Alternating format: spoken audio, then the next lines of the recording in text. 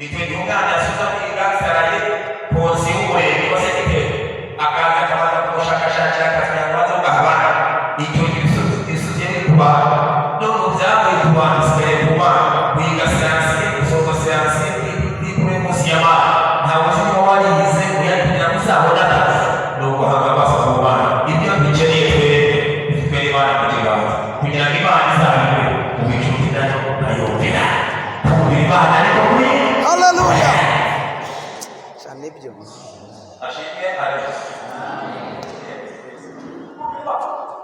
turi kuyumva